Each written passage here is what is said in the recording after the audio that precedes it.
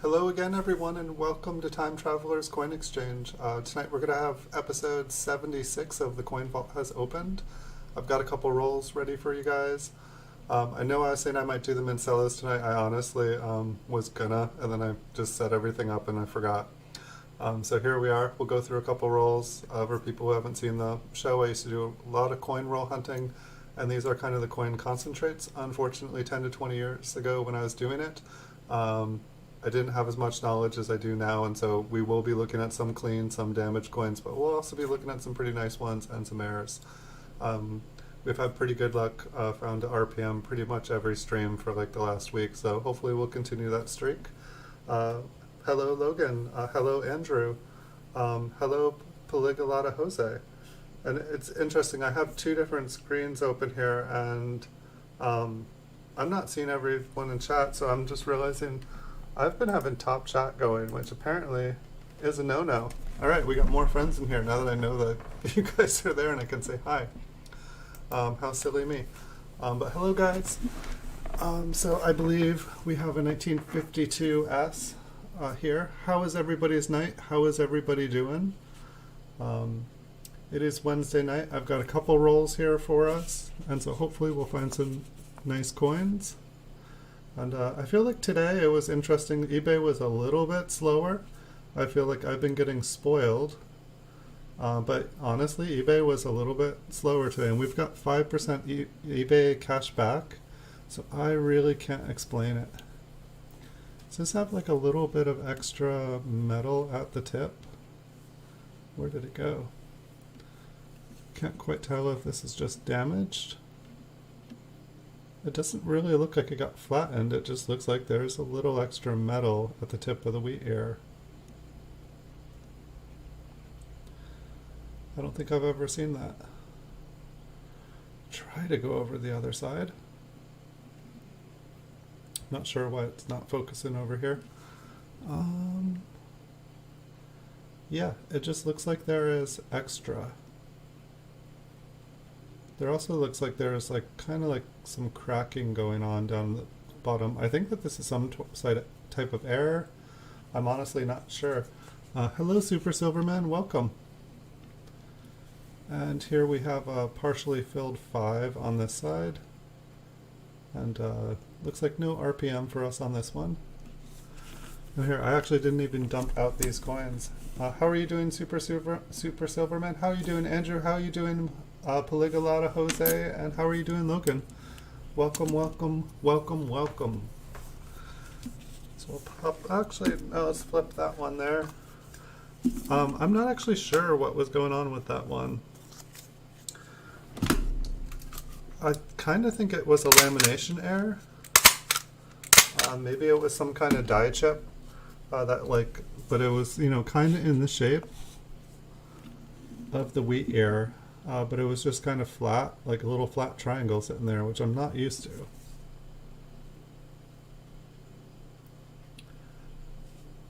And so yes, we will definitely be doing some mint cellos. I think I want to like guarantee a mint cello roll tomorrow. Just because I want to get these up on eBay. They've just, you know, I've had everything in. I just got everything unpacked finally. I got every single PCGS coin that I have listed at the moment. So I have nothing else like holding me back. It was weird. I had like 100 plus packages in the mail, but nothing came today. I think the mail has slowed down a bit. Really not sure what was going on with that. I tried to get everything done. I got a ton in yesterday and a ton in on Tuesday. And so I just tried to list everything as fast as I could so that I would be ready for the next load. And I guess I kind of got a day off today. Took a walk. Found something to do.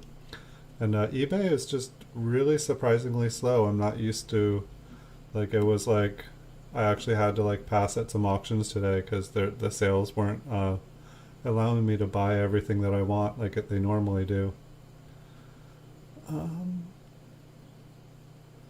So I think it just has like a little, I don't know. These ones where there's like a little machine damage where it looks a little doubled on the inside, But the bottom serif like almost looks like there's a little notch on it. But it just doesn't look very strong to me. It doesn't look strong enough for me to have confidence that it is one. But I'll put this one to the side here for a minute. Let me think about it. Yeah, I think stuff is very delayed. I have some stuff that I ordered on the 12th and it just got its like first scan. It's like 10 days. Wish those were guaranteed. But not these ones. And I got a bunch more like proof, not wheat cents, but like proof nickels and quarters, and like I think I sold pretty much all the half dollars I bought. I have a lot more half dollars coming in the mail. Half dollars were kind of the thing that I was like, everyone seems to like half dollars. I should, check out half dollars, and I pretty much. I bought 5 half dollars and I think 3 of them already sold. I think I have another 20 in the mail, but yeah, I'm thinking maybe I will buy more half dollars.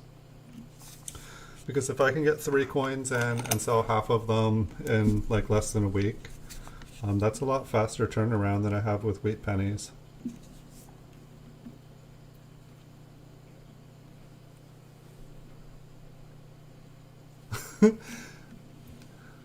Maybe that's what's going on. Maybe that's why my sales were slower today. Like eBay's like dinging me.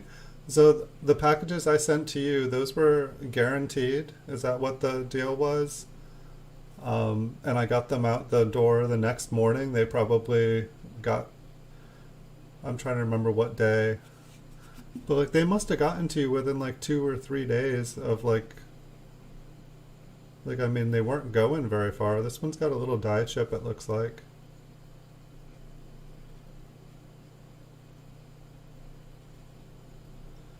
And so they're like, eBay is just like eating the fees. That's insane.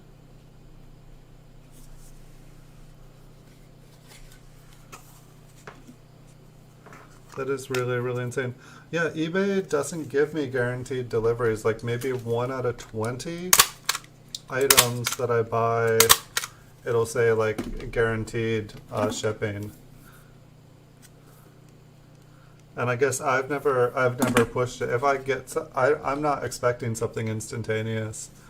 Like if somebody takes a month to send it to me, as long as I get it and I get what I ordered, I leave 5-star feedback.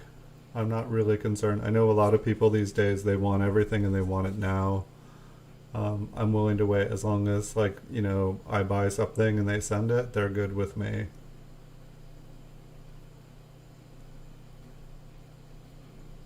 I do a lot of buy it nows. I would say about a third of my purchases are buy it nows. I definitely am checking, every single buy it now that goes up, I look at. It's getting harder with now that I'm looking at not just wheat pennies, but I'm looking at, all coins. It looks like the top one got a little damaged. Almost looked like something at the top of the serif. I actually went and was looking at world coins today. I'm like so naughty. I need to slow down my purchases, which, today was slow, and I was like, oh my gosh, I need to get some sales. I have to pay my eBay invoice tomorrow. See if this one has no mint mark here. So we will zoom back out. But I was looking at world coins and like coins from Europe, and I was just trying to see what world coins went for, and it seems like all the world coins, I don't know if they cost more to get graded, but they seemed like there were no just cheap world coins. I thought like maybe no one's into world coins and I would check them out.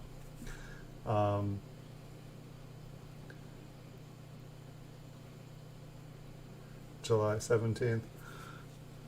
Yeah, I do notice I'll notice that PayPal will be like, fast and free to you in 4 days or fast and free to you in 3 days. And I'm just like, I don't know, it's like if I'm able to get something to the post office the same day, like even if I've already gone, I'll, hop it down there again. But normally I just get it out, before the next pickup the next day. I usually have it out by the first pickup of the day. I think I'll flip this one. It's a pretty, it's a red brown, but I had a little bit of color on it.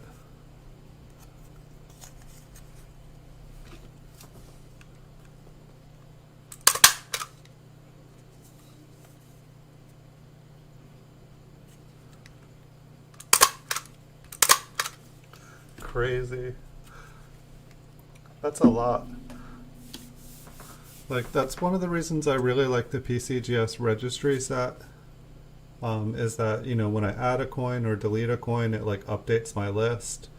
I know everything that I have. Like, with the PCGS registry, I can also like look a little die chip on the wheat ear there.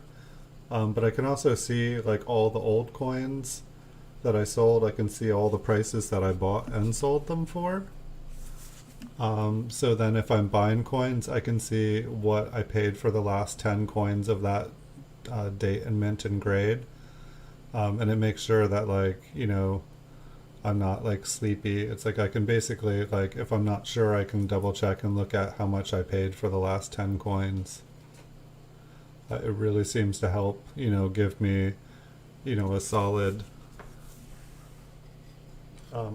place to like place a bid.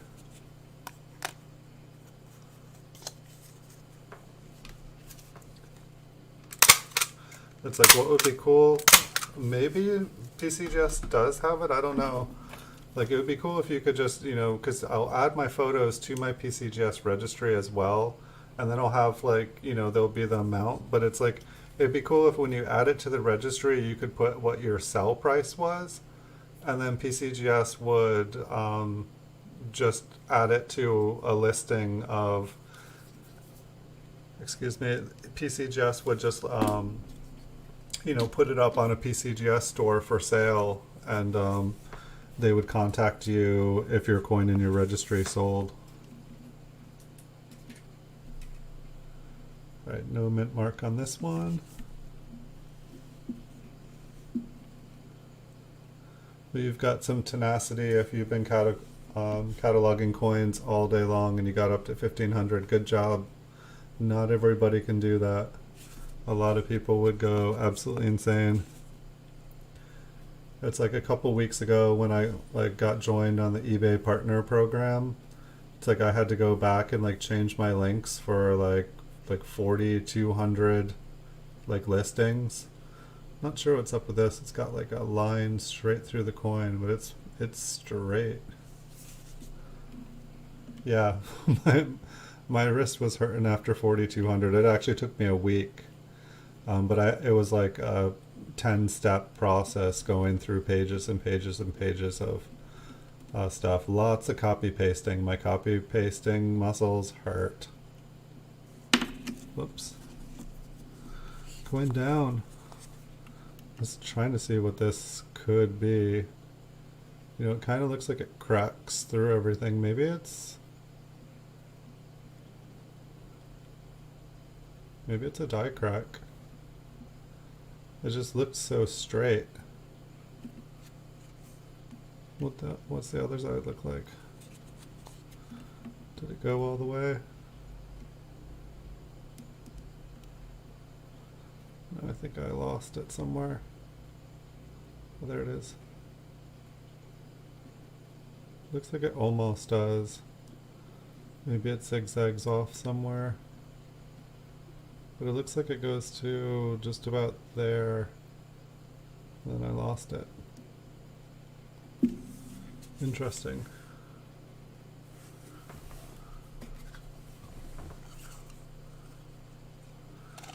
Yeah, that's definitely good. And that's what I like about the PCGS too. It's like I enter the day that I bought it, the amount that I paid for it, and I add the photos. It adds how much the coin is worth. And so then I have a bunch of useful information. Not only if somebody, puts an offer on a coin, do I know how much I paid for it and when I paid for it. But it's like basically I know how long I've had it. And sometimes, if I've had a coin sitting for 10 years and someone offers me basically a break even price, it's like I'd like to think that, in a few years that coin's going to go up in value. But sometimes it's better to just let that coin go and replace it with a coin that, will actually move, especially if it's something I have like 20 of. But it's always funny when I have 20 coins and one of them I spent a lot on and they're all the same date, mint, and grade. Somebody will always, like, they always know which one I paid the most for. It's hilarious. And they'll always want that one for like less than I paid for it. And it's like if it was any of the other 10 that I had, I'd be able to give them a deal on it. But they always want the one that I paid way more for, even when it's the same date, mint, and grade. I feel like some people just are really gifted at being able to see which one is a higher grade or which one is undergraded.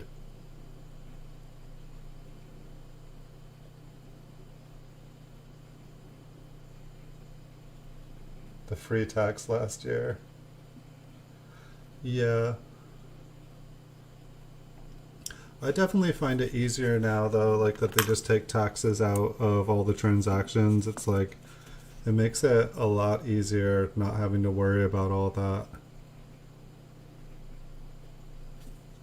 It's definitely very nice, like knowing that everything's paid for. But it's definitely, I mean, it's one thing that's interesting is like basically coins cost whatever the tax rate is in the area. They cost that much more now. I thought people were going to pay, less for coins, but it all of a sudden feels like, coins are going for more because everyone's paying more for them. So they're all, it's making the auction numbers look bigger. And I feel like coins, have started to sell for more because people see them selling for more.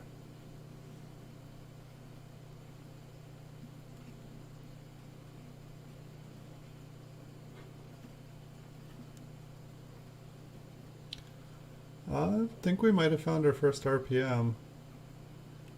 See if I can get it focused there again. I feel like the bottom serif is easier to see than the top. But I feel like I can see a split on the bottom, and the top is a little bit harder, but I can see it. Maybe we'll look around here a little more. What do you guys think, 57 or 58? I'm going to go with 57. 54? Where'd that come from? It's a funky looking 4 too. Okay, well I don't think we had found a 1954 one.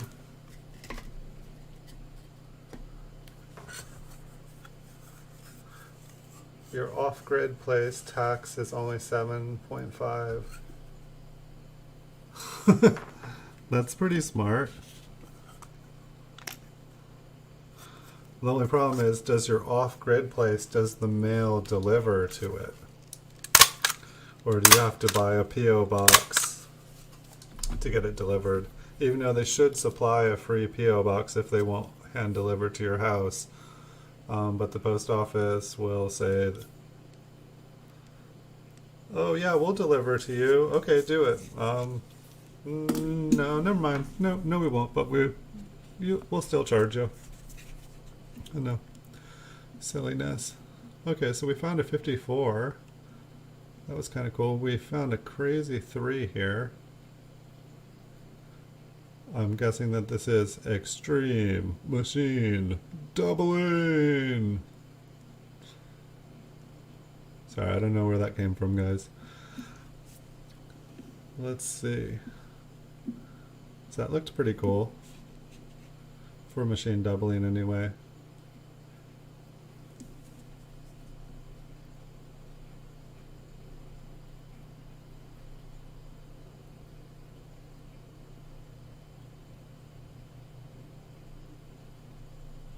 Well, let me ask you another question.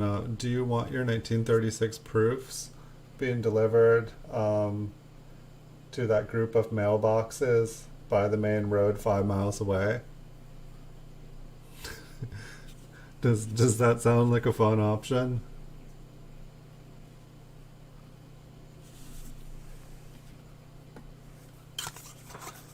I don't know, like around here, like pretty much everyone's mail gets broken into, and it's not just kids like playing like mailbox baseball.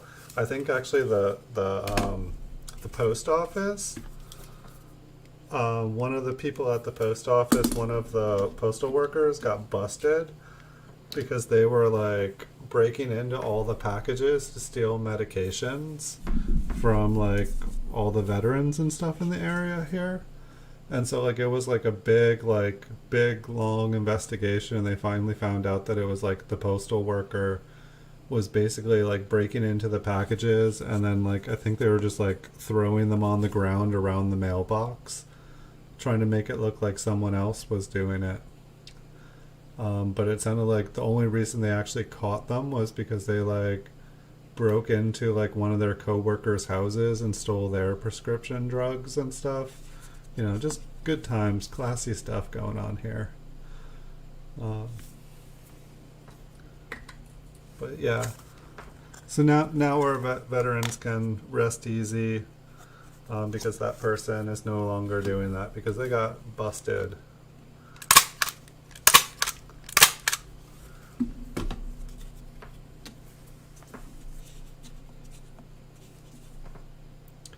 So one thing I was trying to figure out for tomorrow is like I was gonna like start with like the newest Mincellos and just like work the way back in time to the oldest ones. And I think that's kind of, but I guess what I was trying to figure out is like, so I have like a 2016 and a 2016D, and I'm not even sure if there's anything to look for in 2016s. I guess I can look and find out, but it was like kind of like I don't even know if this is worth going through or if it's like looking through them trying to find like nice high grade coins.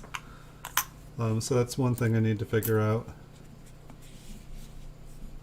But I definitely heard quite a few of you guys say like Mincellos. Hey, sincerely, Lucy, welcome.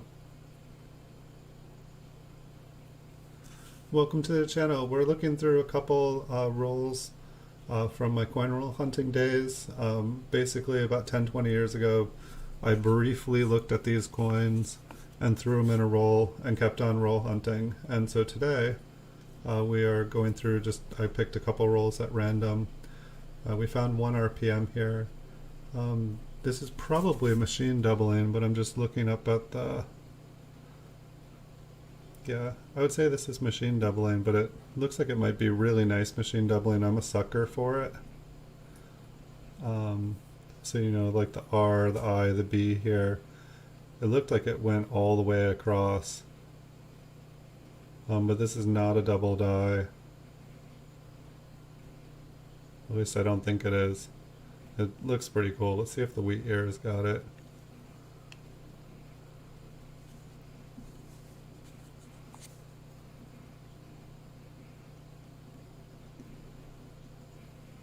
Looks like this side did, just a little bit.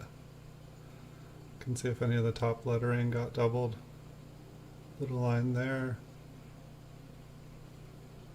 So I'm going to keep it. I really like them when they're doubled like that. I probably thought I found a double die when I saw this one. They still make me happy though, but it's more, I'm pretty sure this is more of a damaged coin than it is, you know, probably most people would rather have one that is, you know, has a good strike on it. But any coin, I always think it looks cool when there's doubling on it.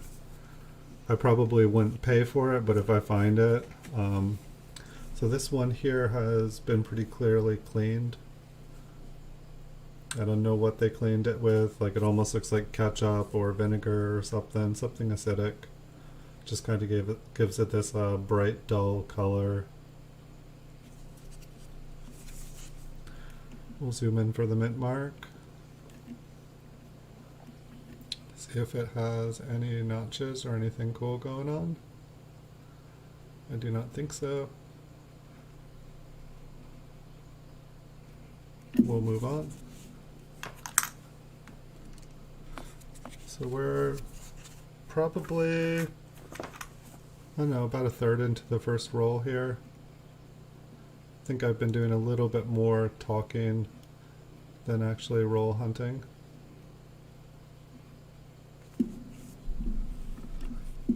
This one has like kind of like some weird, almost looks like toning on the side here. It's kind of purplish,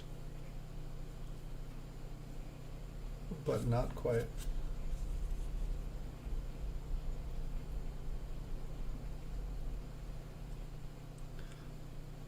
I wonder, Andrew, if you could, you know, have your address as that place, and then have the packages forwarded from the post office. I feel like you can forward something from an address for a year, and then you wouldn't have to worry about packages, you know, being out on the main road 5 miles away.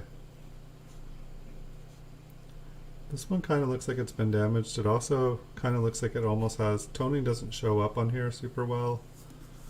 I was trying to see if I could find an angle. It kind of has like a purplish tone to the back of this coin. But this one looks like it's pretty damaged, I think. I don't think that this is, I don't think this is natural. I don't think the color is natural, and I don't think the smashedness of it is either. Seems like we're getting a lot of Philadelphia in this roll. Little rim damage on that side, I believe. Let's take one more look at the edge here, if I can.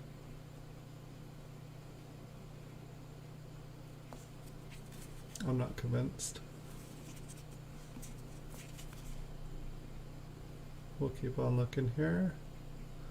Another little damage on the rim. A little bit of color up there.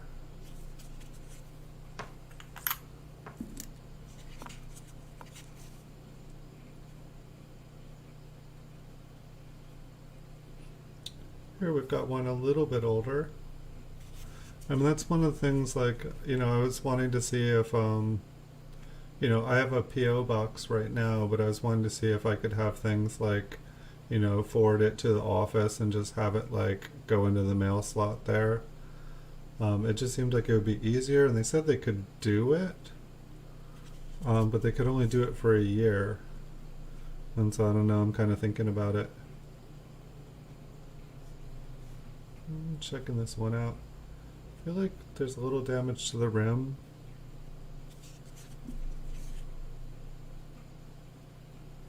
And it's kind of smooth.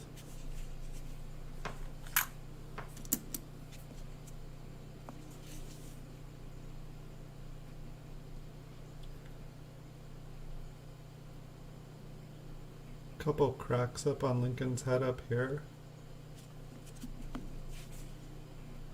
Yeah, have you been noticing the price guys of like silver and gold the last couple days?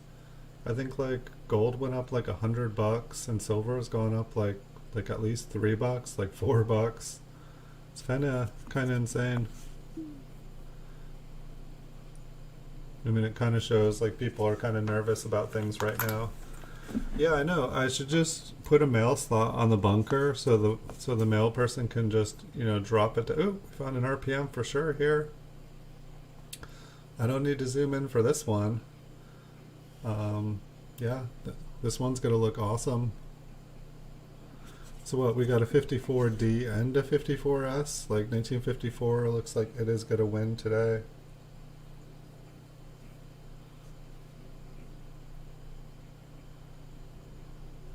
Nice. Yeah, I was like, I'm maybe gonna go and get some silver today. That was actually curious. What kind of silver did you buy? Just because I'm trying to help someone get some silver for as cheap as possible, but also just, you know, trying to like I'm trying to give them like the best thing, so I'm curious to what you got. I feel like I was like kind of borderlining on something numismatic because I feel like everything numismatic is gonna get a lift, but it looks like you went raw if you're flipping it, or you're gonna flip it when you get it because you got it for under spot. Oh, whoops! I forgot to zoom in on this. It's gonna flip, but we'll still be able to see it now. So that's just one zoom in. This one's a beauty. The coin's in really nice shape too. It's like a double-headed dragon, or like a saucy serpent. Something. But I don't know. These kind of RPMs are like some of my favorites.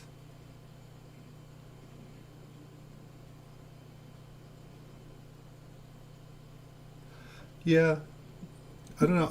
I actually made good on the Franklin Mint one time. Like, I think they made like a 50 state, like a 50 quarter state quarter set right before the Mint did theirs, and I thought it was a mint set. I didn't know what it was, so I bought like 50 ounces of silver, and it came in this really nice wooden box.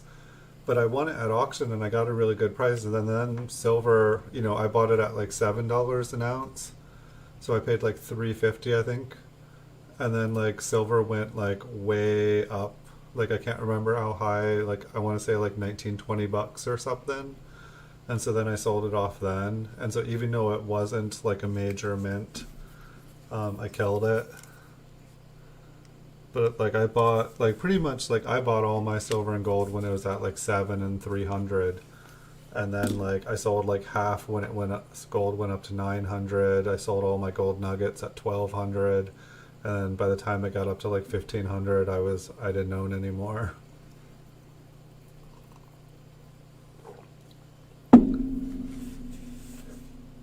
That's pretty good. Yeah, that was a good one. Yeah, I was able to see that one instantly. I definitely have a few of those ones. I really like that RPM. It kind of reminds me of the 1970S large state one that I found a couple of. I saw another one of those end at auction. It wasn't. It was attributed an RPM and a variety, but it wasn't attributed which variety it was. But it kind of reminds what's going on up at the top here. But yeah, I guess anybody who's been like, stacking, non-American silver eagles is probably pretty excited now. But I'm also excited just when silver and gold go up, like coins usually do great. Like there's probably like probably the reason that coin sales for me was down today is that I sell a lot of copper. But basically, whenever this has happened before, between like 2008 and 2011, the price of gold and silver go up so much, and then everyone else gets nervous and they want to go into something else. And then at the same time, when stuff starts to go down, everyone wants out instantly. But then thirdly, like anything that is like numismatic and silver, like the price goes up on. So anything slabbed with silver in, it's like everyone knows that like the populations of these coins are going to go down because the higher the silver price goes, the more coins get melted, and the less varieties there are going to be available.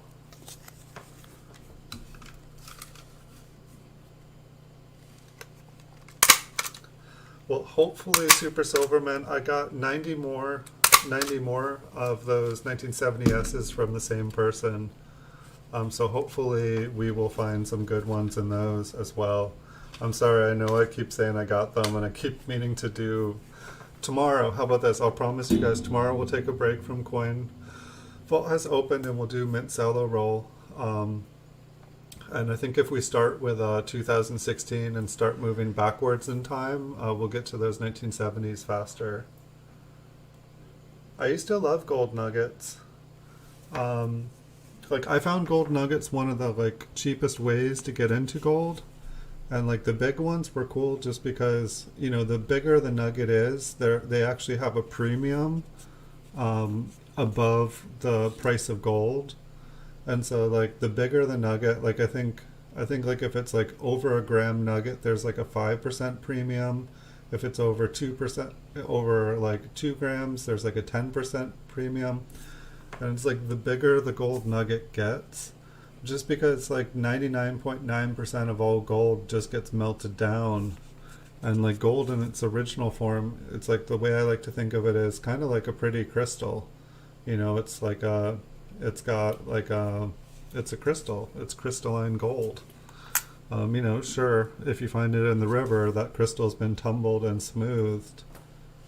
But I feel like there's kind of like a purity to the gold nuggets, because if you buy a gold coin, it's been melted down and remade a million times, and probably about 1,000 people died for that gold over like the last 1,000 years. Um, but when you have like a gold nugget, probably, especially if you know where it came from and it just came out of the ground, nobody's really died for that coin or that gold to be in your hands. I know it's kind of a weird thing to think about, but um, it happens. But yeah, I felt some weird energy on the stuff. But I also liked, I guess the one thing against gold nuggets is most gold nuggets are not 24 karat gold. You know, I guess not. It's like, I feel like most gold, you know, most gold nuggets you'll see as like 14, 18 karat gold. I'm not sure about this one. There almost looks like there's like a little split up at the top serif, and then the bottom almost looks like it has a notch. But I'm not convinced on this. I know that there's some damage, there's some wear. That's just not looking clear to me. Here, I'll put it aside. I'll listen to what you guys have to say, if you guys have any thoughts on it. This looks like a good amount of machine damage on it.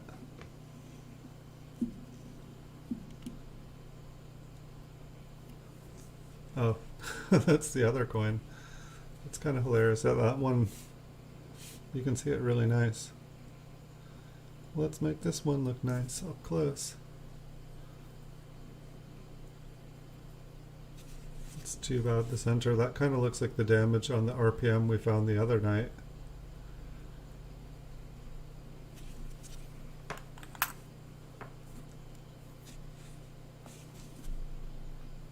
Maybe we'll find some nice old ones here. Here we've got a Liberty Air.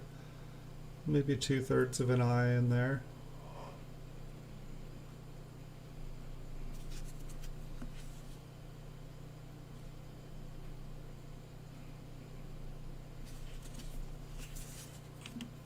We'll take a closer look at it.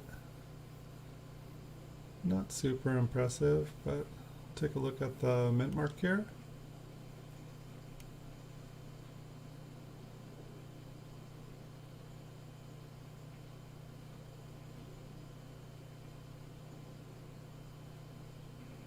I think that there's just a little fuzzy thing on the top bottom there. I don't know, this one kind of looks like the other one where it's like I could imagine an RPM, but I don't see it. We'll just keep on going. We'll find ones that I'm like, yeah, that's an RPM.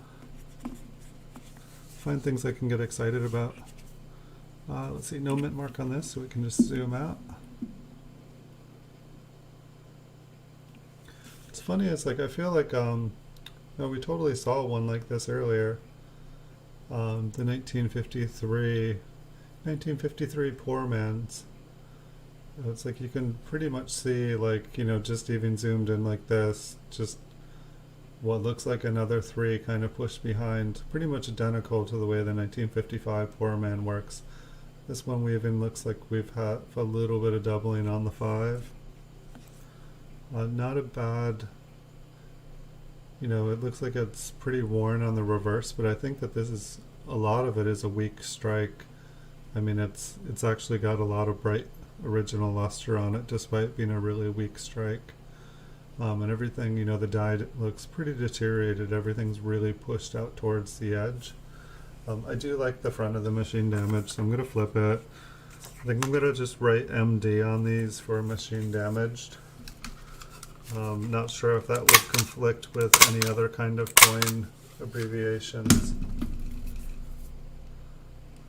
But MD for mint damage, so I'll know what I'm looking for when I'm looking through. This might be another RPM. It might just be, it might be machine damage, like a little extra metal. But I definitely see something floating right above. And I'm not seeing anything else to pay attention to, so let's zoom in. Yeah, I think we found another RPM. This one, 53. I think. Let me take a note. Yeah. I mean, I feel like this one has some machine damage or something going on too, but the top part definitely looks like an RPM. There's definitely like kind of some filledness in there. But the top, definitely that top looks totally split. So this was a 53. 53S. And so what, we have a 1954D now, we have a 1954S, and we have a 1953S RPM.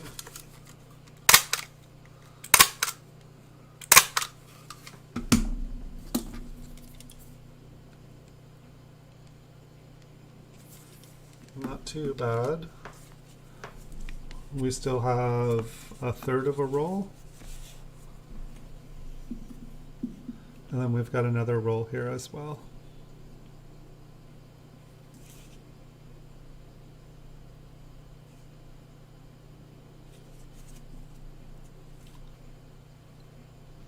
But yeah, I'm definitely feeling like getting a second camera so that anytime there's a mint mark coin or a spot to check, instead of just zooming in and out, just quickly put it, excuse me, under the loop and check it quick. That E kind of looks extra big there. So 3 RPMs, that's not so bad so far. And for anybody who missed the first couple, we will, I'll do a recap of everything cool at the end here. And if anybody hasn't joined the 4 giveaways that I have going on, you can find them in the description below the video here. They're at the very bottom of the description of the video. Basically, you can join just by clicking on the link. It takes you to gleam.io, and they take care of the sweepstakes for me. And you can enter either visiting with your Instagram, Facebook, or Twitter account. And basically they're just like cash PayPal prizes if you can accept US funds. Just trying to give back and say thank you to everyone for the support. Let's take a look at the reverse. Get some more focus.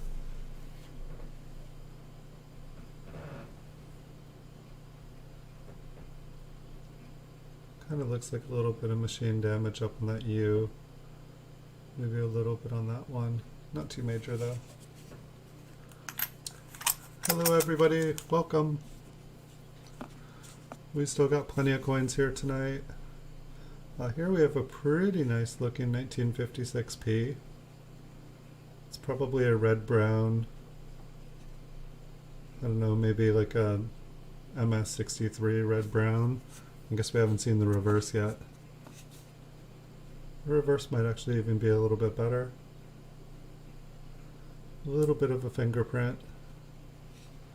And is that a die chip or a die crack? I think it might be a crack. It looks like it goes about halfway into the wheat ear there. So It looks like it's probably an older die if it's all cracked like that. We'll flip it up.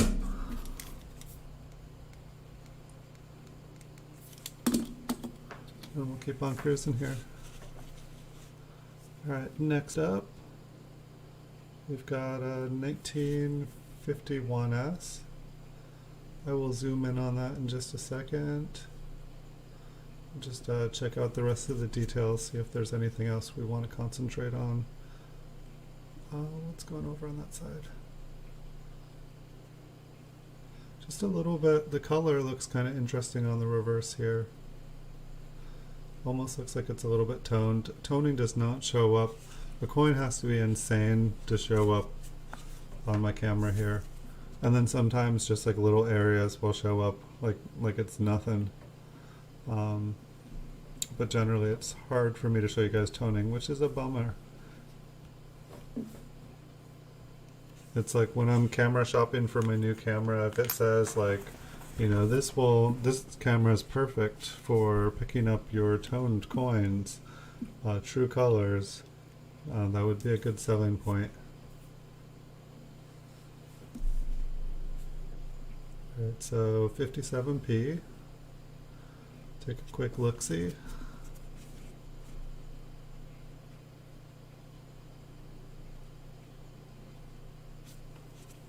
Not seeing anything. We'll keep on going. 54S.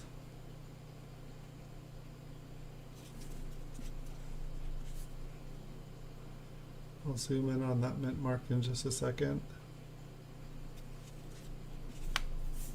So we've got about 10 more coins left to this roll, and then I have another roll sitting here. I think I'm going to go all the way. Almost looked like I saw something on the bottom. Yeah, these ones always, you know, it's like you can see that like little extra I think I gotta move the coin. It's not letting me quite zoom in all the way. What was that? I'm like up on the date there by accident, but I don't know if you guys see that. There's like doesn't quite look like a scratch. Maybe it's just machine damage. I mean, there's definitely machine damage on the rest. Hold on, I'm at risk of emerging cyber attack. Alright, it's blocked.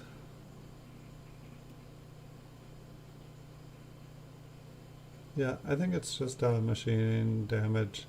The bottom serif almost looks like there's like a little something going, like a little split on it. But I don't think it is.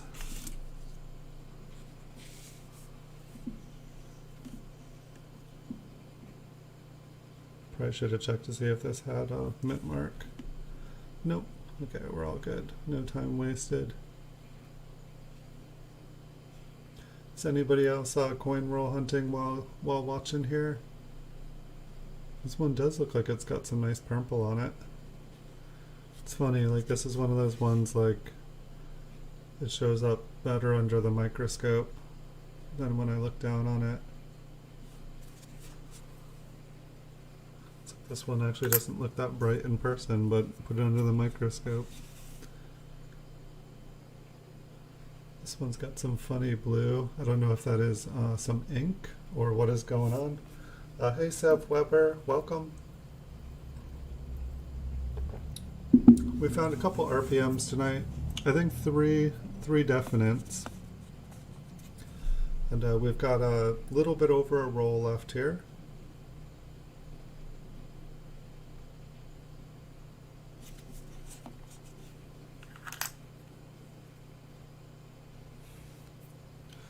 I put that cyber attack down in like 5 seconds. Yeah, no, I'm on an isolated computer here. I'm like sandboxed. So even if anything actually got onto it, it would be pretty much pointless.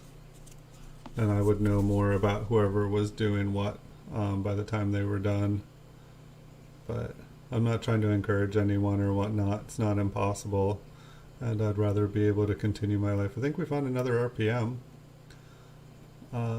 Like the top definitely looks like it has a notch, the bottom, and then there, I don't know if that's machine damage above or if that's like a trace of another one. 51. Gosh, we're all over the board. So we got 51, 53, and 54. All right, cool. Did we look at the rest of this coin?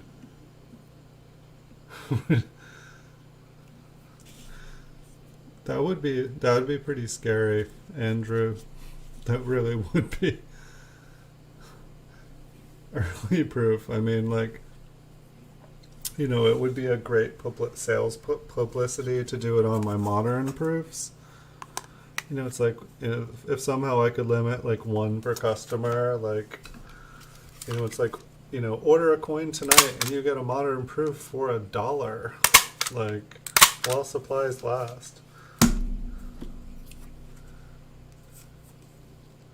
I could probably do that. Especially if you pay full price. Get a modern proof free.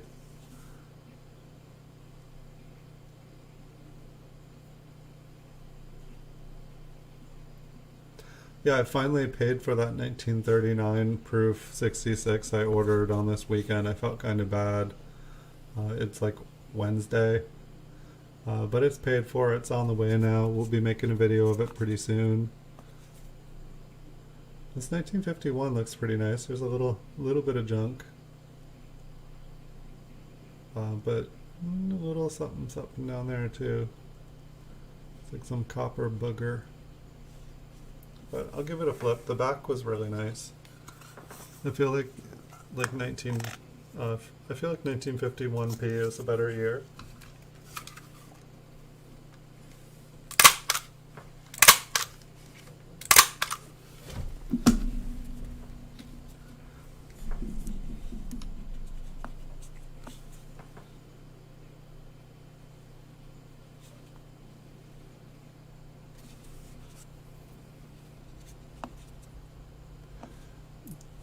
You agreed that one was an RPM Super Silverman, the 51D?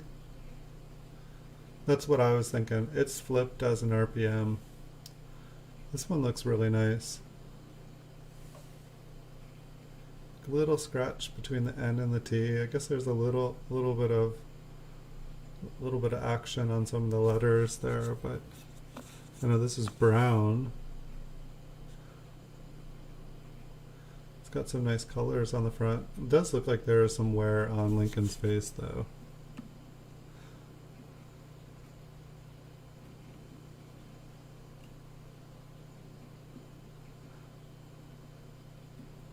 Well, I can do the free ship part.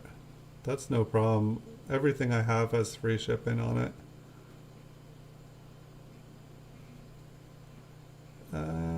That notch on the top, that looks like a nick. It looks like a scratch on the bottom notch. That's definitely an interesting one if it was. I've never seen one like that. I don't know, this one's interesting though. It's like, has it just been, it's like Lincoln's face is, there's almost no details on his hair. But everything else looks really nice.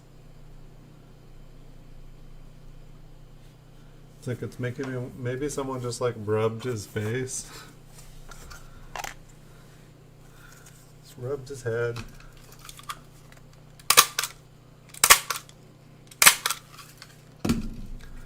Nothing crazy about that one though.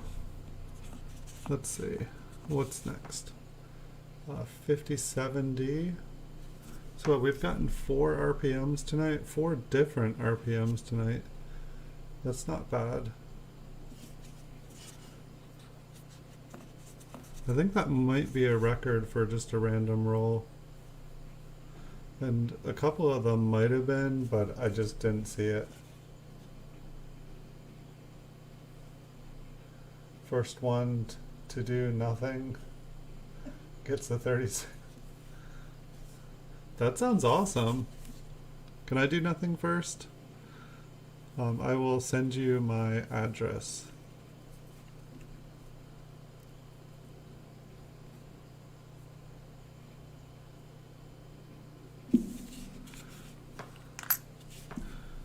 Yeah, I wish I could give away 1936 proofs on here.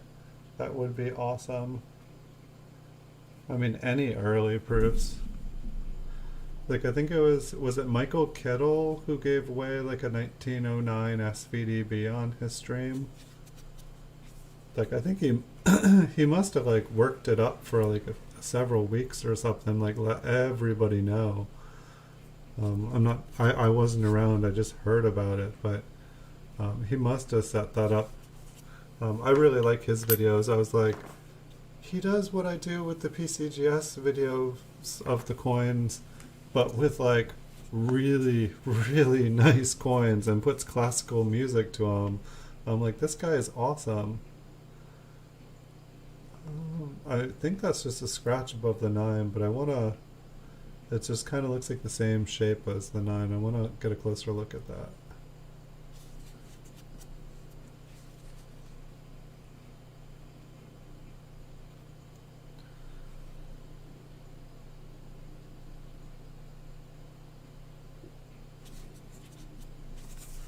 I had a 1939D that was damaged, or the like slab had a crack on the front and back and was basically just barely hanging together.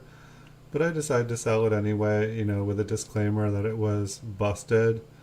Yeah, I got a I got a refund request today, and it's like totally shows the picture of like the slab broken in half, and they're like, there was no damage to the packaging. I knew it was going to happen if I mailed it, but so now I have a really nice 1939D and a half a PCGS slab. It's like an MS66 red, but it's my fault. I bought it. The person that I bought it from totally said that it was cracked, and I totally didn't read the description. Just looked at the close-up of the coin.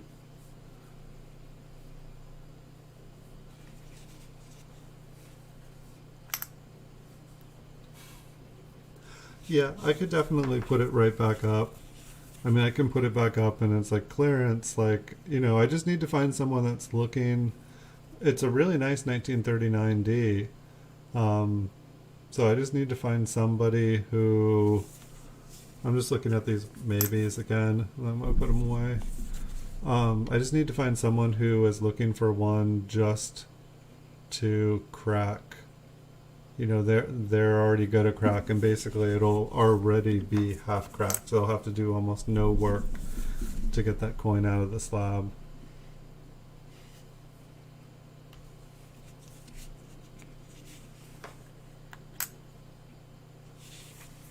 Yes, you too can be in the one proof centers. It's an elite membership with only 3,800 members. I mean, who knows? Probably not even that many. Like, how many, Andrew, how many 1936 proofs do you think actually exist? Because they made 3,800 proof sets. But it's like, how many of them actually still exist? How many of the coins got damaged or destroyed in house fires? Or like, you know, how many of them were in Florida when like a hurricane hit? You know, like how many of them were flooded in Texas? Like how many of them left the country and, you know, will never return?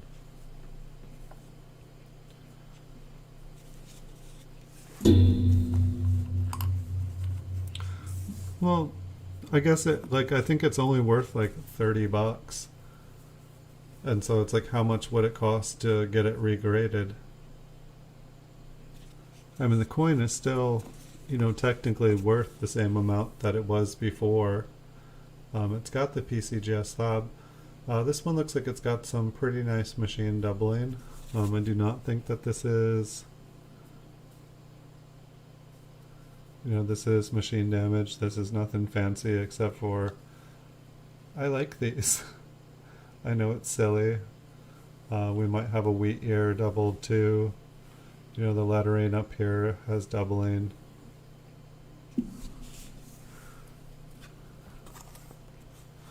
It's like, I wish there was a, you know, if like a slab got broken like that or something, I wish they would just regrade it.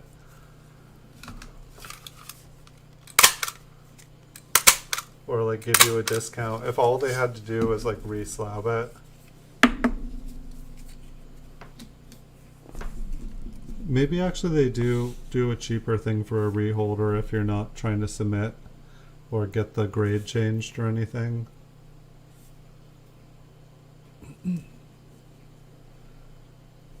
But you know, once you add like shipping and stuff onto it, I could buy another 1939D for the same price that it would take for me to get it graded, which kind of defeats the point of getting it graded. But you're also gonna have to pay for the registered mail, I think, and that is not cheap. Maybe I guess maybe if I was sending it in with another coin, but now also, I wonder actually if I insured it. I guess maybe they wouldn't, you know, accept insurance if it looked like, if the coin was already basically, if the slab was already almost falling apart. It's like sending it in the mail just wasn't a good idea. I should have just kept it for my registry. It would have been fine. Now I'm paying, you know, shipping on it out and shipping, and I sold it for the price I paid for it. But I guess it doesn't matter if it's returned because it doesn't matter what I'm paying for it. I just figured that I would sell it as is, and try to get another one that wasn't cracked. But it did say that it was cracked, but I'm not. I want someone to be happy. If they're not happy with it, have them send it back. It'll join. I have one other coin that's cracked in half while being sent in the mail in the 17 years I've been sending them. But the other one was in perfect condition, and when it was sent, this one was cracked on the front and back.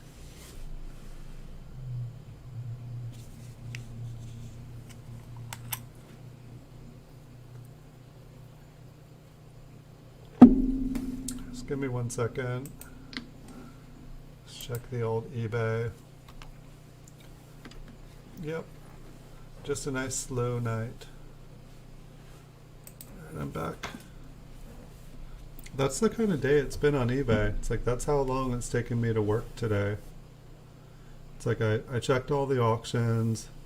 I bid on a bunch of stuff in the morning thinking that like the day would turn around, but instead I've just like kind of watched like gold and silver go up, up, up, and it's like holy cow. But what I like about gold and silver going up is eventually it will probably come down. And when it comes down, it usually scares the heck out of everybody. And they all sell off as fast as they can, and then they want to put their money into something else. But it's interesting because the stock market, from what I hear, is going up as well. And so it's just, I feel like home sales are going up, but the price of home sales are going down, which doesn't quite correlate with me. It seems like if home sales are going up, that means that the prices of houses should be going up as well, because there'll be less houses on the market. Maybe that just hasn't happened yet. We'll see. This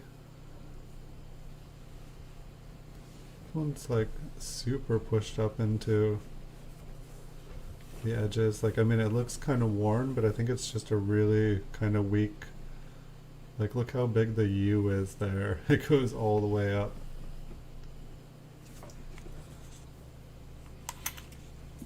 So you bought a bunch of Franklin mints, mint coins, Andrew?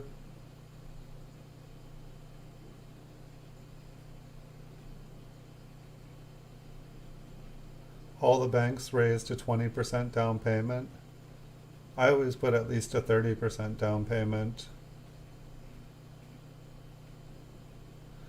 That's interesting.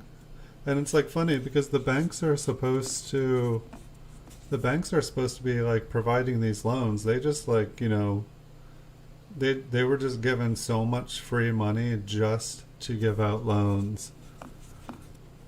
I guess they just, they don't want to be blamed if stuff goes south again this time, but I think there's only one person to blame if that happens. Um, hmm.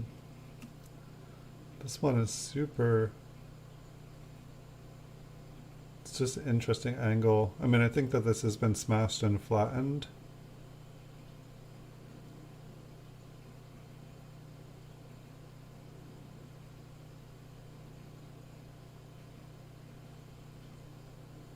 I'm not going to be able to see anything on it. 20% down. Have you worked as a real estate agent, Andrew? I'm just curious, like you seem to know like tax and real estate stuff really well.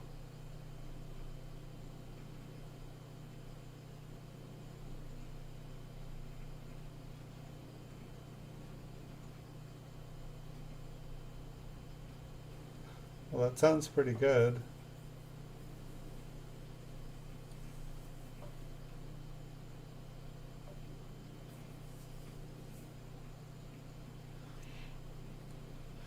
It's like it almost feels like a scary time. You need some gold.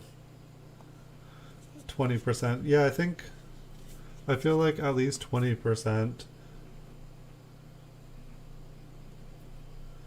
Maybe I was just always, saying I'd put a 30% down payment on so that the bank would take the loan more serious.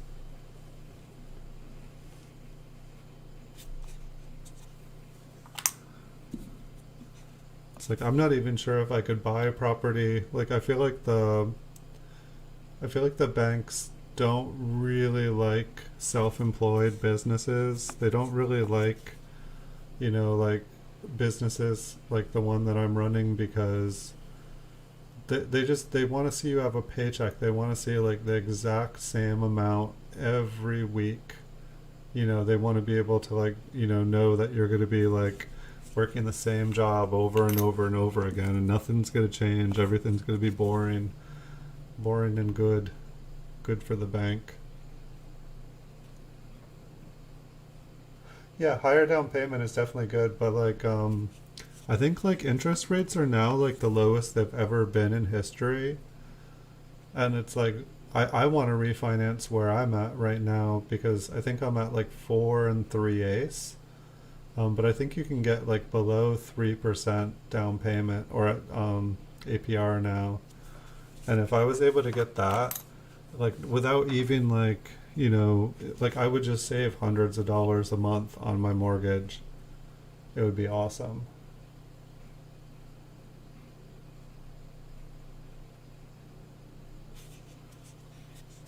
I don't know, like I'm getting like letters all the time and I don't know, I guess my goal is to like have a really, really good year on eBay this year and that will, I have good credit, there's no problem there.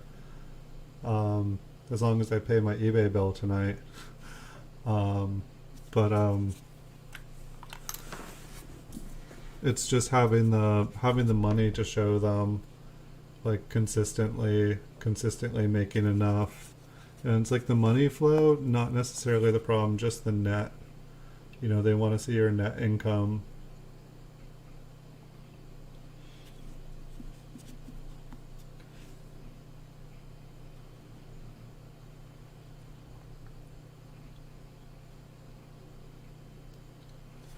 For like, I feel like it's possible to get better. Yeah, Wells Fargo, like I was working in a grocery store. I was working in a grocery store and they wanted to give me like $300,000 loan when I'm making like, I think I was making like $18,000 a year. They wanted to give me a $300,000 loan when I just wanted to get like a $75,000 loan and get like a small place in the country. And they wanted me to get like a 3-bedroom house in the center of town that they could flip. But it was like basically like they were like fudging the numbers to make it so that I could qualify for this thing. And I was like, I can't afford this. And they're like, oh, sure you will. You'll figure it out. Everyone does. But it was like they would have put me in this thing, and it basically would have been like 90% of my paycheck, every paycheck for like the next 30 years. And granted, I would get raises and stuff eventually, but it's like I wouldn't have been able to afford to take a day off work. If I got sick, I would like miss a mortgage payment. If I lost my job, I would lose the house. And I'm just like, so you'll give me a loan on a house where if I ever make any mistakes, period, I will lose it. And they're like, yeah.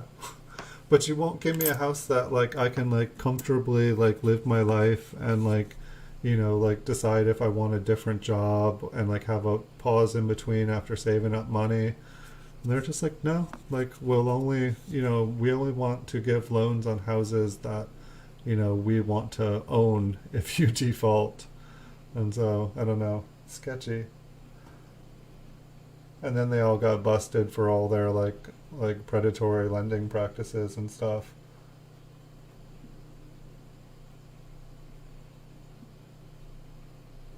Yeah, it was before 2008.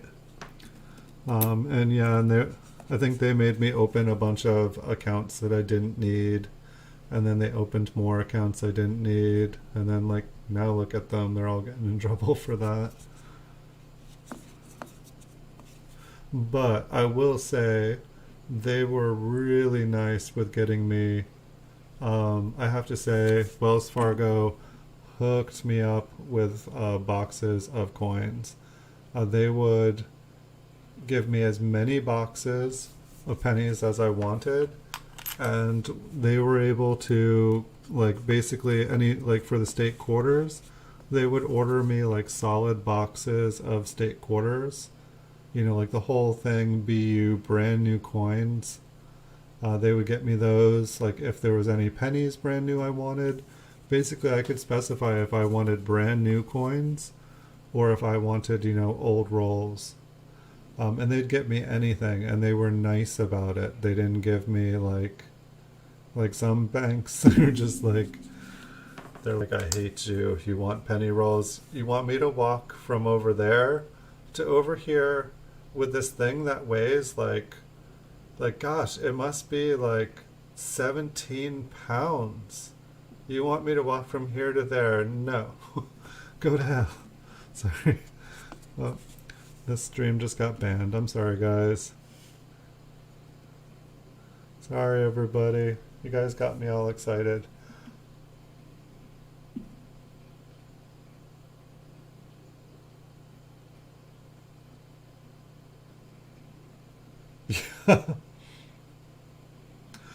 But yeah, you know, like I bought 14 acres off the grid on top of a mountain. I didn't do a bank. The bank said no. They wanted to give me a $300,000 place. Instead, I did a hard loan I did a owner will carry, and then I got like 14 acres out on the mountain, planted a couple hundred fruit trees. Thought it would be a great place in case there was ever like an apocalyptic pandemic, and unfortunately it got lonely up out there on the mountain, so I moved to the coast. But boy, that place seems like it would heaven now, but it's pretty nice here too. I miss my 200 fruit trees though. It was awesome.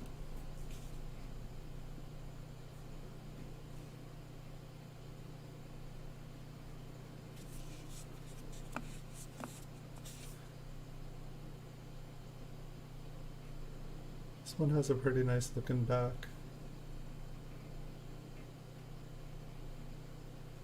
Yeah, I believe you do have to have an account with Wells Fargo. And if you have an account with Wells Fargo, they'll also want you to open another account. And then you'll need to open another account to have the other account. And then they'll remind you that you have too few accounts, and so you need to open another account. Um, they'll make you get a different account to get pennies, and then you'll need to get a different account to get boxes of nickels. Pretty much you need an account to do anything. If you want to take money out of your Wells Fargo account, you need to open another account to do that, because you need to transfer it into there, and then that's your withdrawal account. They'll explain it all nice and clear to you, so it seems like it makes sense. It's just, it's you saw that Netflix episode on my fruit trees, or on Wells Fargo? I didn't know they did a Netflix on my fruit trees yet. But yeah, it was awesome. I had like 14 different kinds of figs. Like, I planted everything up there, but then I found out that the figs didn't care if I watered them. They just like kept growing. And the deer didn't seem to mind. They ate everything else and would let the figs grow. But I had like cherries and apples and pears and Asian pears. I had a peach, a nectarine, and an apricot, some quinces. I killed the chestnuts. I went away and left them. But I had like everything. I had like 20 cherries. So yummy. I miss it. It's like nothing like just being able to like walk outside and like pick a fruit off a tree in the morning and eat it for breakfast. And go and like forage some nice new things that just grew in the garden.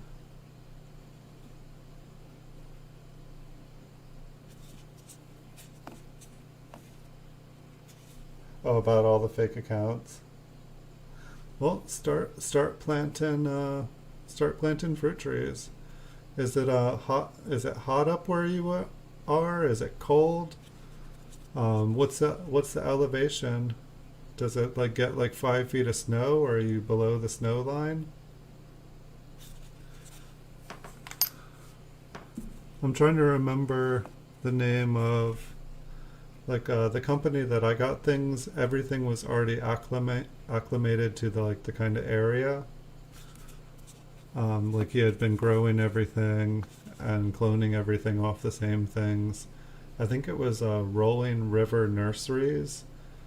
But I think he's got like a website. I think he ships stuff too. But like he has a lot of cool fruit trees.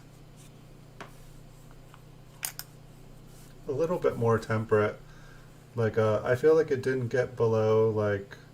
I feel like around like 20 was maybe the coldest it got, maybe 28, but in the summer it would like get over 110. 7,000 feet elevation. Yeah, I think I was at like 12 to 1600. That's pretty high up there.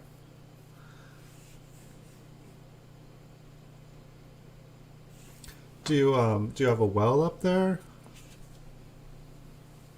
Or is it, do you get water off a stream?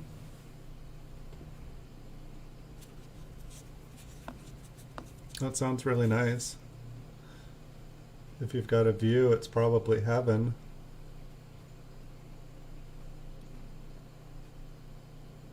Well, and solar, you're golden then.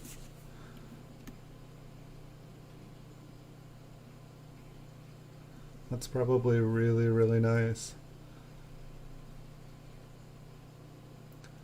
The garden here on the coast, it's like you can grow stuff, but nothing really gets that big. That's one of the things I like about inland here. I don't miss the heat, and I'm more of I don't know, the river inland, absolutely beautiful. It's just like turquoise water, kind of just going through the mountains.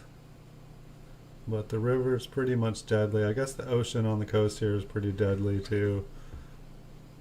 Seems like actually the ocean here seems more deadly. It seems like a person dies here about every month on the ocean, while the river snake would take about 5 or 6 white men every year.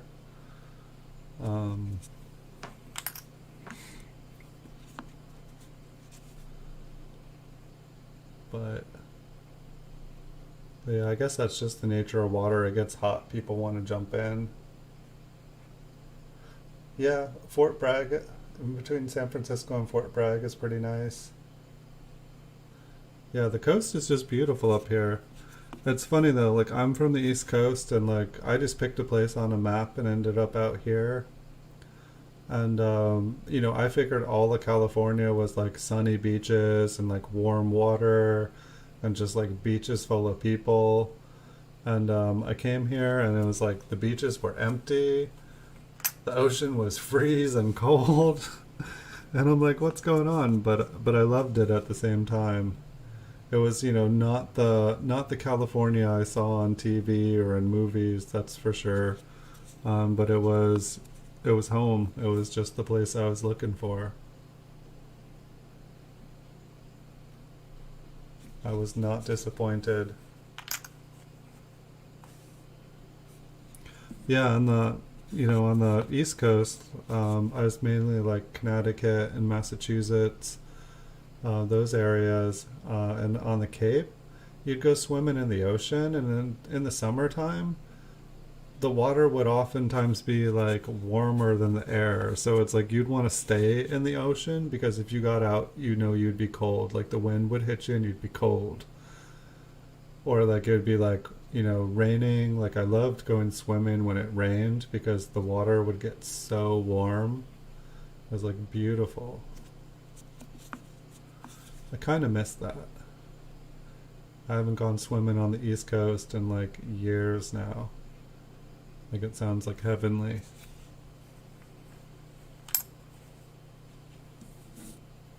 So I think we're about halfway through the roll here, so we still got some more coins. I feel like the RPM slowed down, but I feel like so did the mint marks here.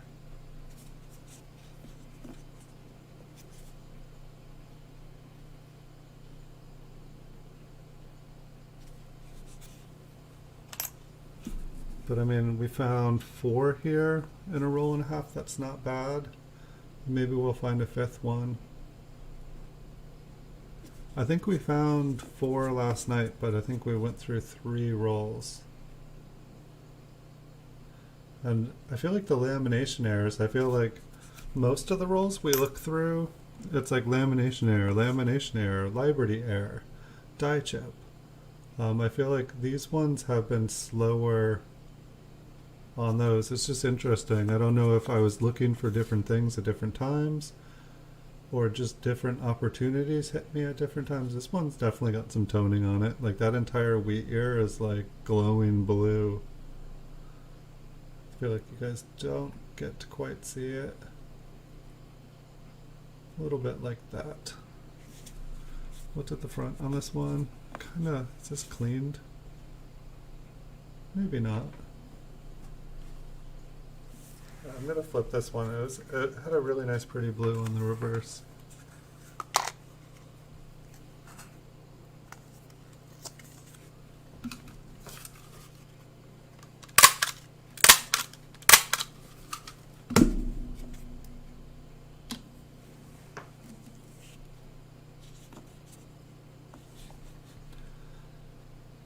The one thing that like up here kind of lacks, which I'm fine because I'm a hermit, but there's no coin shows up here. There's no coin stores up here. There's no, coin everything. And that's one of the things I'm really enjoying about YouTube is that there's tons of people who like coins on YouTube, and there's like more channels than I can probably ever visit. Like I'm just like, wait, when did coin roll hunting become cool?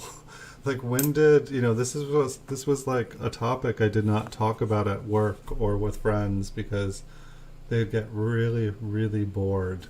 They're just, oh, all right, man, yeah, I gotta go. See you later. And so I stopped talking about it to anybody, and then it's like I come on YouTube and it's like there's channels where people are just roll hunting nonstop, and I'm like, this is awesome. Yes, so Sav Weber, tomorrow I am going to start, I will do a Mint Sallow roll. I think I'm going to go backwards in time. I'm going to start with 2016, and then I'm going to go all the way back to the 1956s that I have. I don't even know if there's anything to find in 2016. I was kind of like, wait, should I do these? But I just feel like if we start with 2016 and work our way back, we'll just keep, we'll build up some momentum and we'll just keep getting into better and better and better stuff. Yeah, I spent some hard time in Massachusetts. Um, it was it was a pretty decent period of life. Um, I've had enough East Coast for me. I'm very happy on the West Coast here. There were some good things about it. Um, I guess the thing for the East Coast, everything stayed the same. Nothing changed. Everyone did the same thing every day. Nothing changed. I could see the rest of my life. And honestly, like when I go back, like I go on Facebook or something, it's like everyone's still doing the same thing. And I'm like, oh gosh, I'm really glad I did something different because, I like stability and I like being able to like plan my life and like see what the next day is. But it was just like literally the same thing every day, like a horror movie. Like, not Groundhog Day. It was like, like if Groundhog Day, but everything happened the same and there was no variation, there was no choice. You couldn't do anything different. Just it was like you were stuck on loop, but you had no freedom to get out of the loop. It was just like, please make it stop. Yeah, it was some Western Mass. Spent like a lot of Northampton. Spent a lot of time in Northampton. That was my main stomping ground the on the East Coast, and went to college out there. It was pretty. It was fun for what it was. I just kind of I moved there as a child, and so it wasn't where I picked to live. And I think I had an experience where I went to Virginia and I walked out onto the beach in the winter with like sandals and like shorts on. And I was like, wait, there's 3 feet of snow on the ground in Massachusetts right now. And that's when I realized I had a choice. I didn't have to, deliver newspapers and pizzas in 3 feet of snow. You live in Northampton or in Western Mass?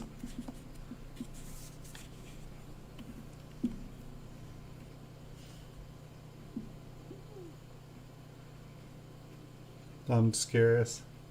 You said that's where I live.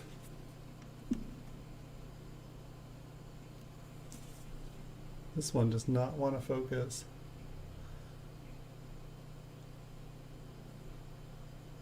But yeah, I lived in Northampton, home of the Teenage Mutant Ninja Turtles. Got to party with was it April Eastman, who was the character that Kevin Eastman, or I'm sorry, it was Kevin Eastman's wife or ex-wife. She's actually passed now. But she was the character. She was who April O'Neil, the character, the reporter in Teenage Mutant Ninja Turtles, was, supposed to be from. But yeah, I got to go up to, I think it was West Hampton, and yeah, had some parties out there at her horse farm. This one's kind of interesting here. Maybe it's just but yeah, she had a cool house also in Northampton. And the gates on that house, they were made, it was like black steel gates, and they had like black roses, like welded black roses, like all, like kind of growing into the gates. They looked really cool. Maybe that's just some grime there. Well, that's what I'm looking at. Where'd it go? I'm just not getting a clear. I wanted to say it was an RPM, but it's like also if I look at. I don't know, let me flip it back over. I feel like it's harder to look at this upside down. Frillers. So I think it might just be some like kind of deposits in it.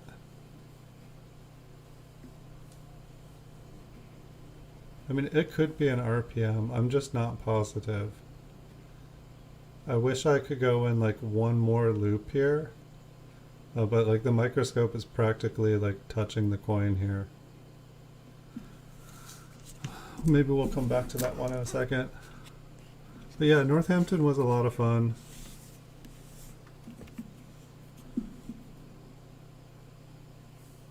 I feel like it's been maybe like 10 years since I've gone back to visit.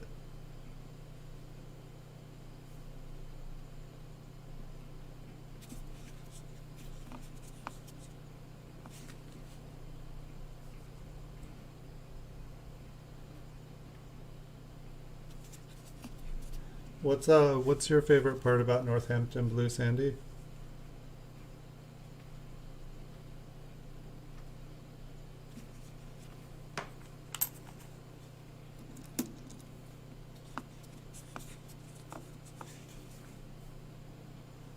Got a 1945p. Seems like the mint marks are less and less. Hopefully we'll find one more RPM here, or at least one cool thing. I'm not sure, Sav, if that was an RPM. It very well, I'm not saying it wasn't. It definitely had some things going. It looked like there was kind of some dark debris around the area. And I just couldn't tell what. I should really get one of those tools. You just grew up there. Yeah, I think I've actually lived in California now longer than I've lived anywhere in my life. Like for a while, Massachusetts is where I tell people I was from, but I've been in California now longer than I've lived. It's like I feel like I've almost been in California half my life now.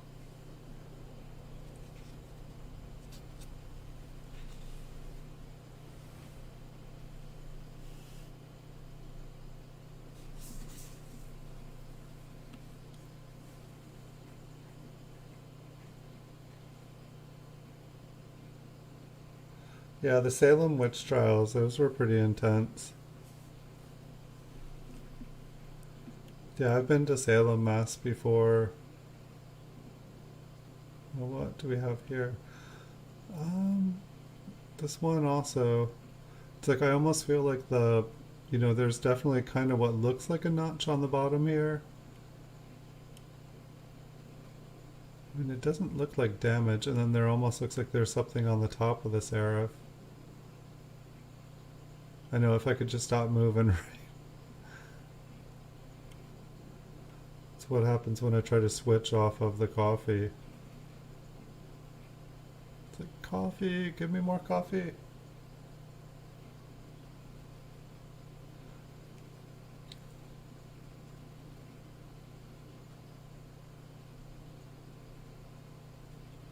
Sorry to hear about your aunt. Yeah, there's definitely, I think a lot of that was probably, a lot of the stuff that happened there was probably just, like greedy people trying to steal people's land and steal power and oppress women and just, I don't know. I feel like I also read that I think at the time that all the trials was going on, they discovered that the grain or the rye or the wheat or whatever that they had, that it had gotten, I think ergot or something had gotten into it, and basically all the people, all the town's food storage was basically making everyone trip. And so it's basically I don't know, it was their food supply was poisoning them and making them all hallucinate, which basically made them all kind of get paranoid and insane and do stupid stuff. It's kind of scary what happens when people get bad food.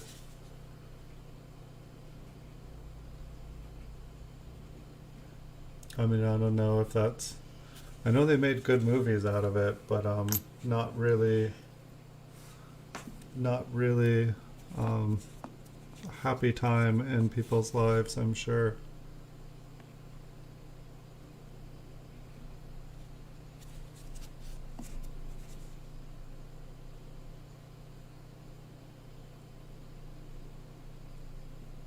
But sorry to hear that happened to your family. That is not fun.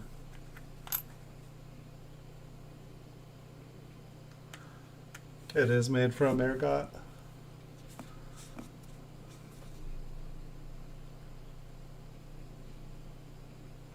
Yeah, I mean even if it was like low potency, you take a bunch of people who have never even seen like TV or something, and you kind of like I don't know.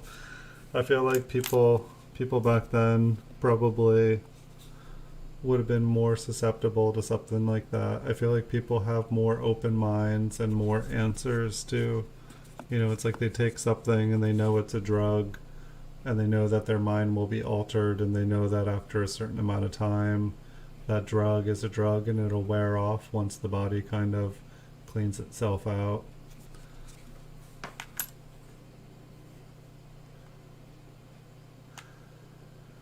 Um, I'm trying to remember what that would be back at 1810. I feel like it was more like late 1800s. I'm trying to remember. I mean, it's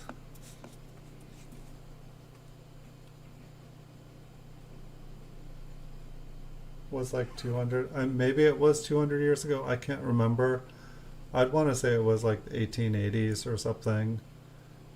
Um, but I guess like probably, I mean, when settlers first came over, we had all the Puritan East Coast had all the Puritan damage and repression. It was like basically you were alive, you were a sinner, you were alive, you were a demon. Like life was supposed to be pain, and if you're not in pain, we're not whipping you hard enough. I know. I feel like it's taken me a long time to growing up on the East Coast. I feel like there's some crazy people. Like it's not Salem witch trials anymore, but it's like everybody's just looking at everybody like you're the devil.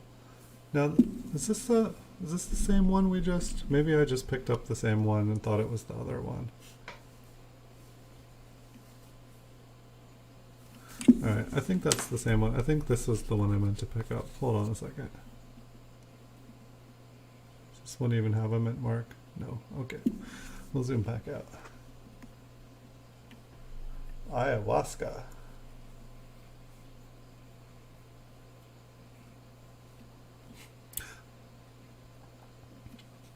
It's like on the TV today or on like Netflix, like randomly there was this cartoon, and it was like, oh, it's Santa's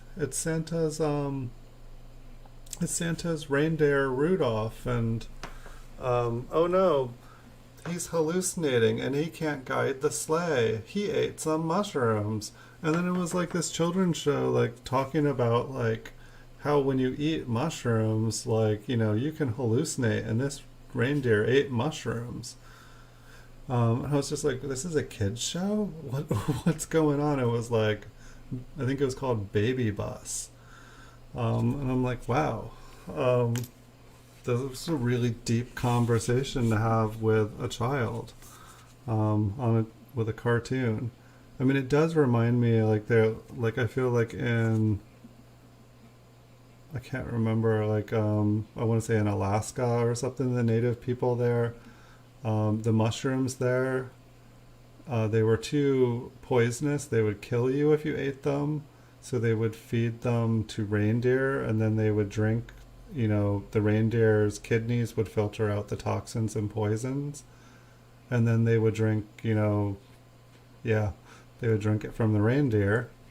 And then they would recycle it. They would save, yep, and then they would drink it again.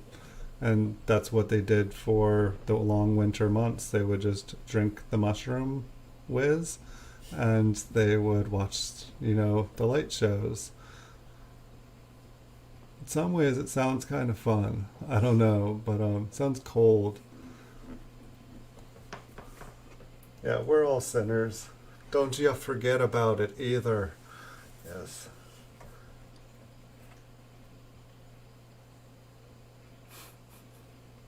We should have started this conversation hours ago, guys. Um, hey, Super Superman, what do you think about this one? Should I see if I can find like a small pokey? What do you think of this coin? Is this an RPM, or do you think that there is some cred?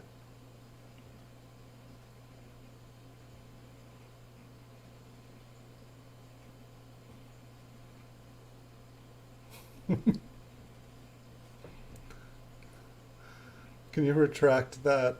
I might get banned from YouTube. I hate to say that. I don't really know what they do or don't do. I mean, I just got over like 3,000 watch hours a couple days ago. So I'm excited. Like, it looks like I had 1,000 watch hours this last month. I know it all means nothing. But like, so it's like in another month, if I can get another 1,000 watch hours, that means I'm 4,000. And that might mean that YouTube will pay me $1 a month for doing these shows. So pretty psyched about that. I don't know. So I hear you guys saying that you want me to do, or here, I will look at the RPMs here that we found while.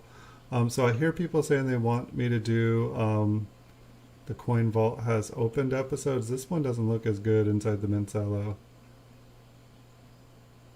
This one I feel like looked a lot better. So this was the 51D. But there was a split on the bottom serif there too. It's just there's like some little sparkles covering it up.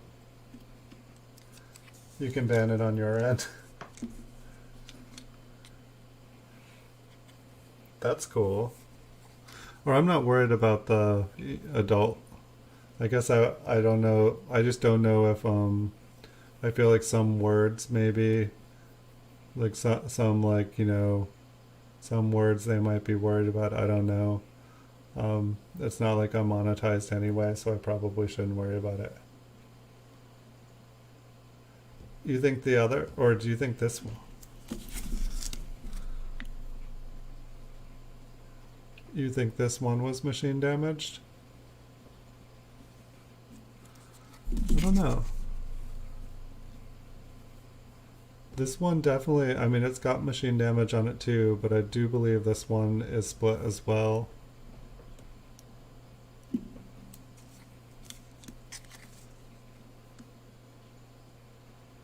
And this was I feel like this is the nicest one here.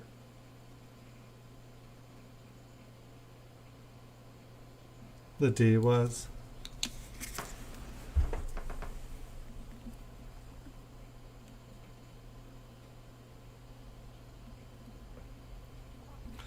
I feel like they don't look nearly as impressive in the flips.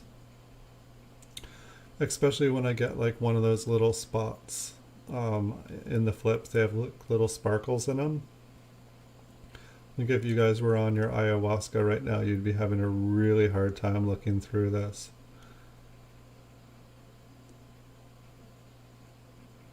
But you guys would probably be like, learning really powerful meanings of your life, and I don't know, you'd probably be having profound breakthroughs in who you are and what your purpose in life is. So and probably all even out.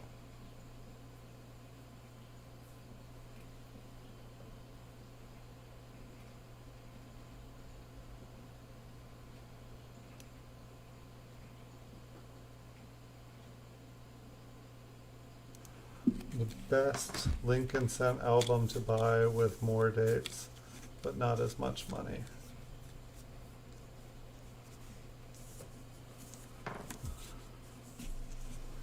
So let's see, I will focus that for you guys in 1 second here. So I will, I think I'm going to do the 2016 P, and I might do the 2016 D, do both of them tomorrow night. And then here I've got a list. I think so we've got a 1950 proof roll, or I'm sorry, a 56 proof roll. We've got a couple of those. I've got like 4 or 5. Or yeah, so I have like 2 1956 proof rolls, maybe 3 of them. I've got I think 4 1957 proof rolls, a 58 proof roll, 1 proof roll that turned out to be a 56 through 59, a 59 proof roll, a 60 proof roll, then a 70 P&D roll, I think 3 1970 P rolls, 90 1970S, so almost 2 rolls of 1970S, and 1 roll of 1970D. And then we've got the 10 mint proof sets, which I think I want to do a video where I open up the 10 sealed mint sets here in the future. And we've got the 2 1964D mint cello rolls, a 64P mint cello roll, a 63D mint cello roll, a 63P mint cello roll, 79 P&D mix roll, the 2016 and 2016 D roll, or 2 of those, and a 1981 P roll, a 1980 P&D roll, and a 1980 P roll.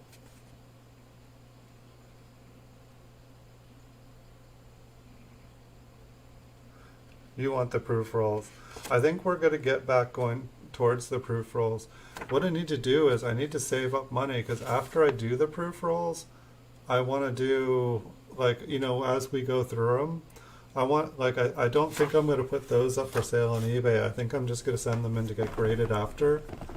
I'm not sure exactly how I'm going to do it, but I need to save up money. I keep spending all my money, and then I'm like, oh yeah, I'm going to get all this stuff graded. And then I'm off here buying nickels, dimes, quarters, half dollars, and dollars. It's like I have like 10 different dreams. I have like 10 different ideas, and I just keep forgetting that I'm doing this, and then I remember and I go back, and I seem to pick one thing and go all the way through with it.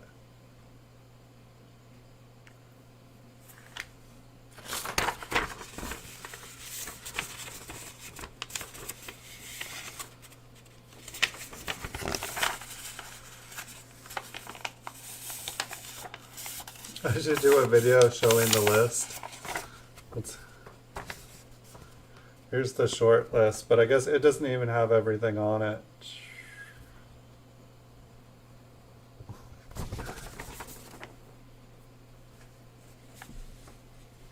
Yeah, I actually occasionally I've seen a guy in Florence, and I think there was someone in Florence selling flying eagle cents one time on eBay, and they were a little bit more than I normally paid, but I was just like, I bought them out just because he lived in Florence, Massachusetts. I was like, I could have known this guy. This could have been someone I did business. So he didn't know where I was coming, probably. But I just decided to like buy everything he had just because of what zip code he lived in. What was that, like 01062? I can't remember these days. 01060 and 01062.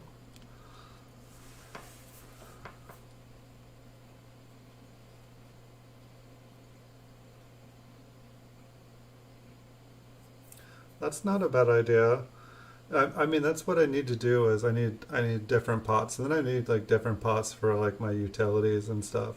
I'm just coming to the strong realization that like when I started on eBay, I was healthy. I had a coin addiction, but I was healthy. Coin addiction, it's better than some addictions. Now, however, I'm coming. Hi, my name is Time Traveler, and I'm a auction addict. Yes. I don't know. It's like you bid on stuff, and it's like, oh yeah, I'll bid on this, and I'll sell this, and I'll bid on this, and I'll sell this, and it's like, yeah, weren't you supposed to sell all this? It's like, This is no better than like, like grandpa watching Home Shopping Channel going like, I've got to buy them all. I've got to buy them all. Somebody take his credit card away from him. He's about to order again. It's like, oh, 2-click. I have it on 1-click payment method. It's gone.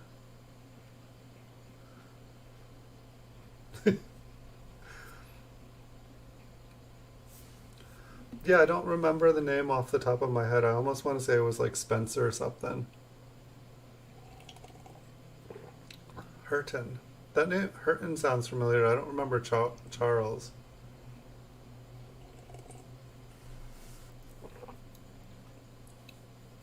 Yes, it is. It is definitely a bummer. It's now I'm dealing with two addictions and like coin addiction and auction addictions. It seems like it's a dangerous combination. Um, hey, Bigfoot Silver Hide and Seeker, welcome. Um, so yeah, I should probably get off here so I can do the bonus streams tomorrow. But I don't know. I'm really enjoying the Coin Vault has opened episodes, and then I know you guys are wanting the Mincellos, and I need to do the Mincellos. So I don't know if we should do every other night, or what the best way to do this is. But like I hear you guys saying Mincellos, and you know I should probably do Mincellos. But how do you guys feel about like every other night? You have the corn addiction. The corn addiction sounds cheaper. Like I could afford a corn addiction and it's good.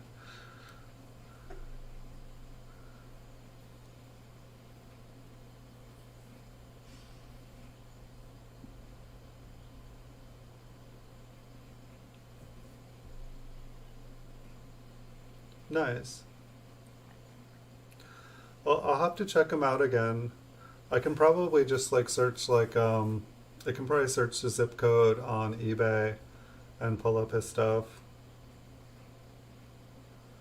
I guess I could change things to the coin vault has opened. I mean, I could take them in Cellos and I could place them in the coin vault, and then it's from the coin vault when I take it back out, right, guys? Um, yeah, we can do Coin Vault has opened Mint Cello edition, episode 77. That sounds perfect, Sev. So we'll do that tomorrow, and we'll just keep things kind of going all over the place. Maybe we'll do a string. Maybe I don't know. I think I saw one person had restocked some stuff, so maybe I'll go and buy them out once I've paid off all my bills. Nice. I like friendly people that like to talk about coins. It's just my entire life. Nobody likes to talk about coins, and so that's what I've liked about YouTube is that I can actually talk and I can listen and I can learn. Like I've learned more about coins, I feel like, since I've been on YouTube than like buying and selling coins. Like I know coin prices, I know what sells, but it's like I'm learning why this is expensive instead of, oh, it's just expensive. And so it's fun. So I'm gonna go, guys. Thank you guys all for being here tonight. Thank you, Blue Sandy. Thank you, Super Silverman. Thank you, Sev Weber. Thank you, Andrew Law. Thank you, Bigfoot. Big, sorry, Bigfoot Silver Hide and Seeker. Thank you, Logan's Coins. Just gonna go to the top here. One of these days I'm not going to be able to do that anymore. Thank you, Polygalata Jose DD. Thank you. Thank you for being here, guys. Thank you sincerely, A. Lucy.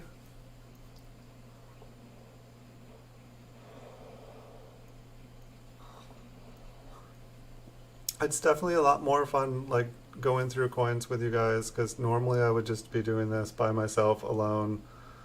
So thank you guys for being here. And if anyone here hasn't checked out the giveaways, I know they're only $5, $10 giveaways, but you guys said the scavenger hunts were too easy. At the bottom of the description below here, it's just, I'm trying to say thank you, and it's like I would do coins and stuff and mail out, but I figure PayPal you guys can, it's just instant. There's no, shipping fees, and then you can buy whatever you want, or at least it'll help. But there's four giveaways at the bottom, five $10 prizes. The prizes are going to become more often. They're going to become larger, and there'll be more of them. Thank you, everyone. Wish you guys wonderful nights. Good luck with your coin hunts, and I will see you all in the future. Good night, everyone.